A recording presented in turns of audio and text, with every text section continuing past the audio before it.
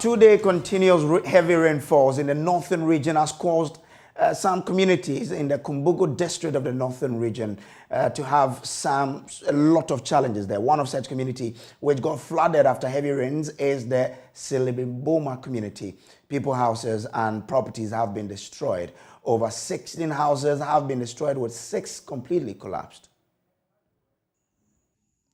A visually impaired woman, Mohammed Zainab, has lost all her belongings, including the 150 Ghana cedis she had struggled to save to pay for her daughter's fees. In a confused state, she tries to gather her thoughts to make sense. She says she's lost everything, including where to sleep and what to eat.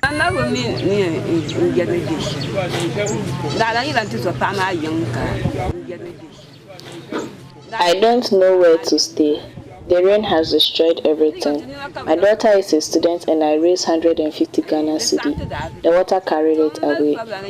She was supposed to have left for school tomorrow, but I can't raise that money again. We are appealing for help. We do not even have food to eat and no shelter.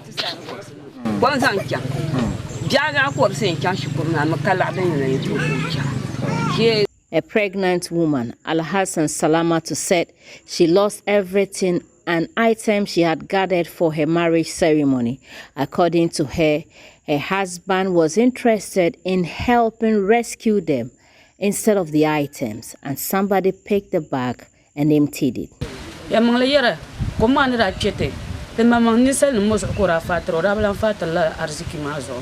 When the flood occurred, my husband's focus was to rescue myself in the case. So he was able to carry us on his neck through the raging water to safety. As for our animals, the water carried it away. The bag containing my clothes, someone stole it. And even the clothes I'm wearing, it had been given to me by a kind person.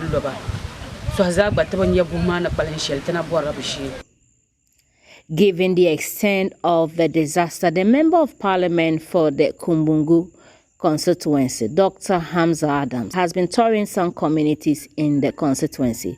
He attributed the floods to the construction of the Tolong-Belong Road. Dr. Hamza said government must resource the National Disaster Management Organization to be able to reach out to people in distress. We have been told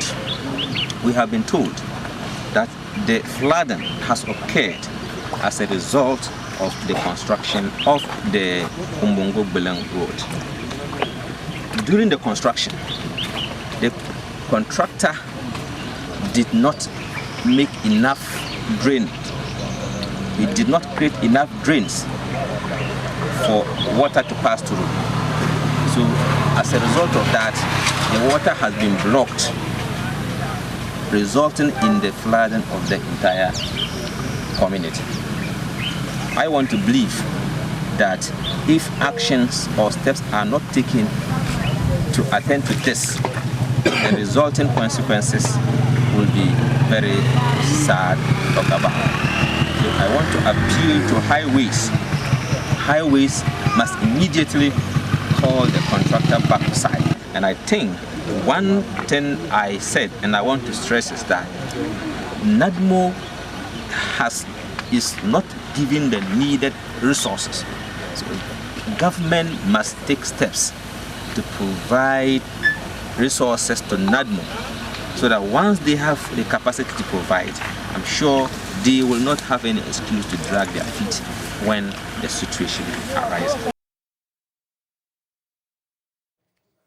Martina Bugri, who did this report, has joined me live with more update. Martina, good morning to you. What more can you tell us about this particular incident? Hello, Martina. Yes. For example, we wish to know how the people whose houses have been destroyed are coping. Now, these people, some have had to relocate to families, and those whose houses were partly destroyed are still staying in the destroyed structures, I should say. Most of them actually staying in these destroyed structures. Just a few have been able to patch with other family members who haven't been affected, but largely majority are still struggling in these structures. which means that if there's any heavy rain again, there's a possibility that we could have more collapsed structures, and that means their lives are in danger. But the structures I saw were quite in a very bad state. How could they still be putting up in those structures? Exactly so. They are in bad shape, but you know, somebody with a family of 20 cannot relocate to anyone's house. And there are no places in the area for them to relocate to. NADMO has not come in yet. And so they would have to make do with what they have now until NADMO comes in. We are told that the flooding was so serious that it was at neck level. And the pregnant woman said the husband had to put her on his neck to be able to go through the raging water. And the blind woman, we are told, she had to struggle with the daughter through the water to a safer ground. And so the people are really affected, and they are asking that NADMO come to their aid, or anyone who can help people should come to their aid. So what have we heard from the NADMO as to when they will be going there, regional minister as well? Do we know this information? Yesterday, whilst in the community, we saw a NADMO vehicle that had come in, but we don't know the state yet. We are yet to get any response from NADMO. Interesting. Thank you so much. That's Martina Bogre, who is our Northern Regional Correspondent.